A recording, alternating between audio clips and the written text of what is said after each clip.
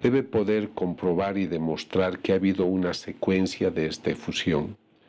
Yo me situé delante de la imagen durante muchos días, muchas horas, hasta poder grabar el registro que les voy a mostrar a continuación. Este es el instante en el cual se ha declarado el brote y tengo la oportunidad de tomar la primera muestra para su análisis. He obtenido algunas y con ellas, acompañado por el abogado australiano Ron Tesoriero, hemos viajado a Nueva Orleans, donde estaba uno de los mayores laboratorios de estudios genéticos, y sin avisar la proveniencia de nuestras muestras, hemos entregado a los especialistas para su correspondiente análisis. Los estudios han sido realizados y después de algunos meses nos explican que el resultado pone en evidencia la presencia de sangre humana con código genético humano. Es el primer dato concreto que tenemos. Pero en ciencia debemos ser rígidos y un concepto puede tener mayor sentido si esto se replica y tenemos el mismo resultado. Entonces, Ron Tesoriero viaja a Australia a buscarlo al profesor Goetz, que hará el segundo estudio, y él demuestra en sus resultados que se trata de sangre humana con código genético humano. El tercer estudio lo realiza el profesor Angelo Fiori. Él es experto en medicina forense, experto en genética, y cuando hace el estudio, él observa de que se le está entregando una muestra grande, pero él queda sorprendido y nos dice que a pesar de tener una muestra de sangre muy amplia, que él confirma como sangre humana y con código genético humano, no puede obtener el perfil genético. Pero sí se puede obtener el perfil de cualquier persona que ha tocado esta imagen. Entonces quisiera llamar la atención de ustedes diciéndoles que en los otros laboratorios también se obtiene la presencia de ADN, pero no se obtiene el perfil. Y esta será una constante que encontraremos a lo largo de todas las investigaciones. Ustedes conocen la cadena televisiva Fox. Evidentemente no es una organización religiosa, pero está interesada en repetir mis investigaciones, en replicarlas.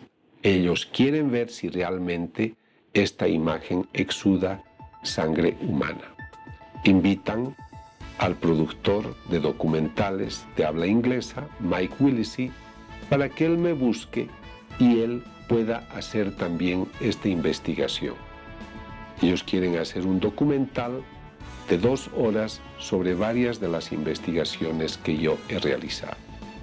Llevan sus propios expertos a Cochabamba para poder hacer la toma de muestras, y durante la presentación de su documental el 28 de julio de 1999 ante una audiencia de casi 30 millones de personas, ellos confirman de que han encontrado sangre humana con código genético humano.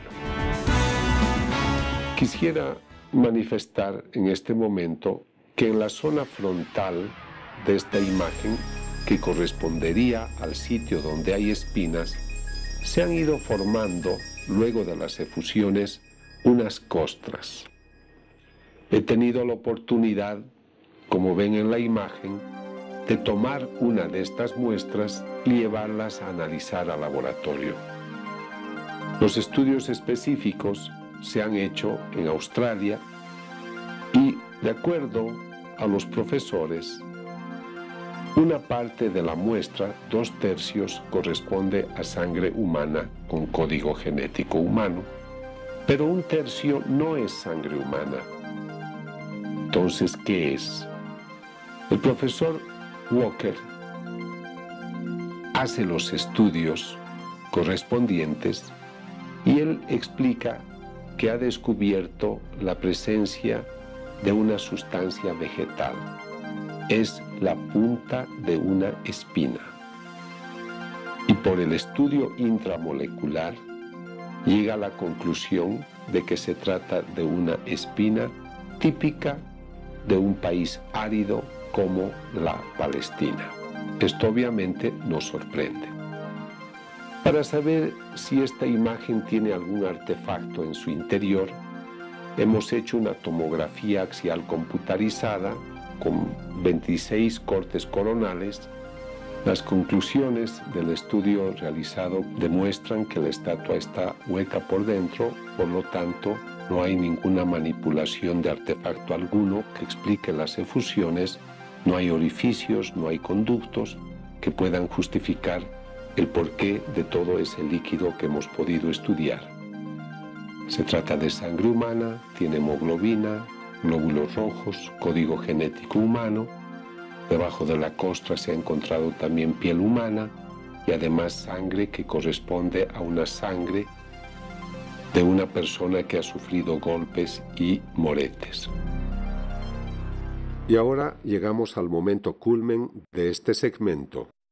Muchas personas piensan que estas efusiones se deben a que los propietarios de la imagen o personas allegadas a ellos tengan algún poder mental que suscita esta efusión.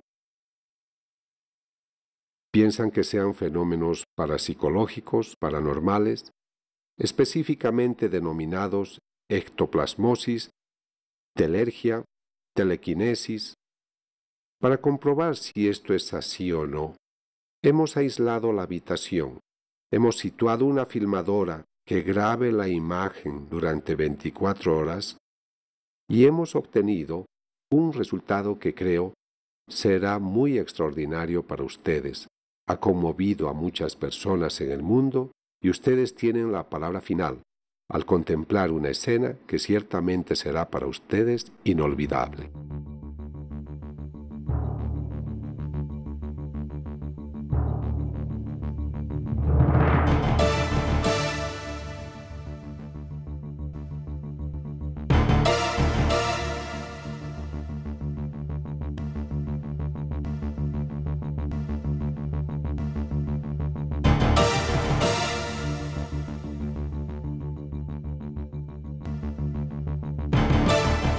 Todos los resultados los hemos presentado al arzobispo de entonces, Monseñor René Fernández, y él en el documento correspondiente ha autorizado la veneración de la imagen.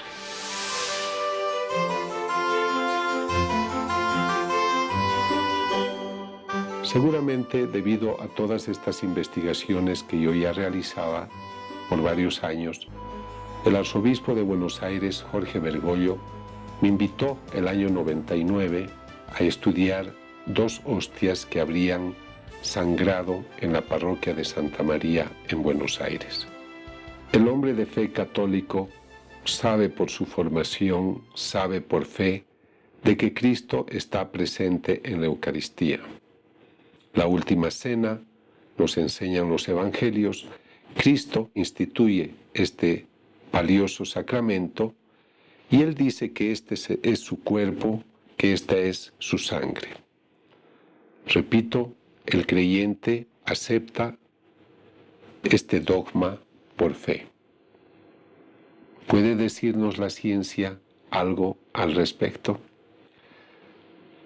Me interesa hacer un recorrido para ver si en la historia de la Iglesia Católica hay datos que hablen de fenómenos similares y encuentro que en el siglo VIII, en una población italiana, en Lanciano, en el siglo VIII, un sacerdote de la Orden de San Basilio celebraba la Eucaristía, pero durante la celebración él dudó si Cristo estaría presente y cuando dudó, la hostia empezó a sangrar. Esa hostia se convirtió en una sustancia sólida que se conserva hasta el presente y lo que era vino también se convirtió en una sustancia grumosa.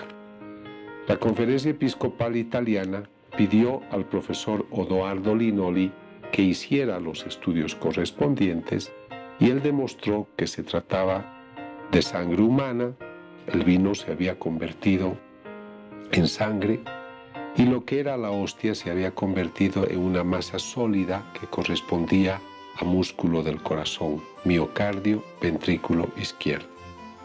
Hay otros casos de efusiones, por ejemplo, en España, en Daroca, cerca de Zaragoza, donde 6 hostias también tuvieron esta efusión. En el mismo siglo, en una población italiana, en Bolsena, otro sacerdote conocido como Bruno de Bohemia duda también si Cristo está presente en la Eucaristía y mientras celebra la Santa Misa, la hostia empieza a sangrar. Él la deposita en el corporal y ese corporal se conserva hasta el día de hoy. Cerca de Bolsena hay una población que se llama Orvieto, allá se encontraba el Papa Urbano IV, quiso ver este acontecimiento y muy sorprendido, muy tocado por esta experiencia, él establece la fiesta de Corpus Christi en honor a esto que él llama un milagro eucarístico. En el siglo XIV, en 1330, en la localidad de Casia, un sacerdote había empezado a entrar en rutina con la Santa Eucaristía, había perdido el respeto. Entonces un día le llamaron para atender a un enfermo y llevándole la comunión, él toma la santa forma y la coloca dentro de un libro, no dentro de un portaviático, no en un relicario, y cuando fue a dar la comunión, abrió el libro y descubrió que este libro estaba lleno de sangre porque la hostia tuvo la efusión de ese líquido rojizo. En 1597 se registra otro fenómeno eucarístico. Es una época de muchos contrastes religiosos y unos soldados entran a la iglesia de Gorkum. Uno de ellos toma la Eucaristía y la tira al suelo y la pisotea. Cuando retira el taco, observa que la hostia estaba sangrando. Esa hostia hoy se la conserva en España, en el Escorial. En el año 1991, en diciembre, el sacerdote colombiano Oti Aristizábal elevaba la Eucaristía durante la celebración de la Santa Misa y durante esta elevación la hostia empezó a sangrar. El obispo del lugar, un obispo jesuita, Monseñor Pío Velo Ricardo, llevó adelante las investigaciones. Estas demostraron que se trataba de sangre humana y el obispo hizo un documento declarando este fenómeno de contenido sobrenatural.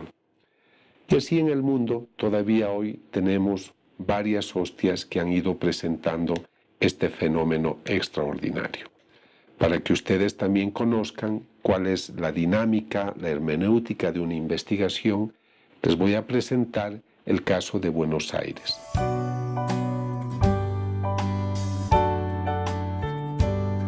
El 15 de agosto de 1996 celebra la misa el sacerdote Alejandro Pesé.